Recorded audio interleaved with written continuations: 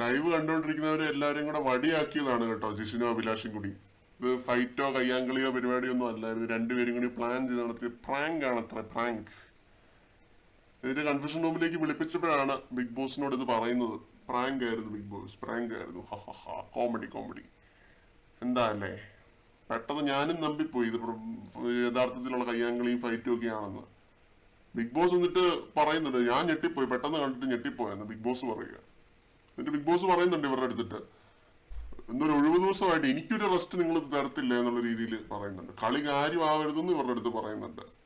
ശരിക്കും കളി കാര്യമായതാണ് കേട്ടോ ഞാൻ ഓർത്തത്. ബിഗ് ബോസ് അങ്ങനെ തന്നെ ആയിരിക്കും ഓർത്തിട്ടുണ്ടാവുക. പെട്ടെന്ന് ഇങ്ങനെയൊക്കെ കാണുമ്പോൾ ആരാണെങ്കിലും ഞെട്ടിപ്പോകത്തില്ലേ. പെട്ടെന്ന് ലൈവിനകത്ത് ശാന്തമായിട്ടിരിക്കുന്ന ഒരു അവസ്ഥയില് നമ്മൾ കണ്ടുകൊണ്ടിരിക്കുകയാണ് ലൈവ്. അന്നപ്പോഴത്തേക്ക് പെട്ടെന്ന് രണ്ടുപേര് തട്ടി കയറി ഒരു വഴക്കുണ്ടാക്കുന്നു. രണ്ടുപേരുടെ അഭിനയം അത്രയ്ക്ക് നാച്ചുറൽ ആയതുകൊണ്ടാണ് സമ്മതിച്ചു കൊടുത്തേ പറ്റത്തുള്ളൂ കേട്ടോ. ജിഷിനൊക്കെ ഇത്രയും എക്സ്പീരിയൻസ്ഡ് ആയിട്ടുള്ള ഒരു ആക്ടർ ആയതുകൊണ്ടായിരിക്കാം മേ ബി. നല്ല രീതിയിലൊരു ആക്ടാണ് ജിഷിൻ കാഴ്ചവെച്ചത്. അഭിലാഷ് മോശമൊന്നുമല്ല, നല്ല രീതിയിലൊരു അഭിനയം തന്നെ അഭിലാഷും കാഴ്ചവെച്ചു. രണ്ടുപേരുടെ ആക്ട് ഒരു രക്ഷയില്ലായിരുന്നു. എന്നിട്ട് ഇവര് ആക്ട് നിർത്തിയിട്ടൊന്നുമില്ല, ഇപ്പോഴും ആക്ട് മുന്നോട്ട് പോകുന്നുണ്ട്. കുറെ നേരം കൂടി ഞങ്ങൾ ഇത് കണ്ടിന്യൂ ചെയ്യാൻ പോവുകയാണെന്ന് ബിഗ് ബോസിന്റെ അടുത്ത് പറയുന്നുണ്ട്. അപ്പോഴാണ് ബിഗ് ബോസ് പറയുന്നത് കളി കാര്യമാവരുത് എന്നുള്ളൊരു കാര്യം. കളി കാര്യമാവരുത്, ഇതാണ് എനിക്കും പറയാനുള്ളത്.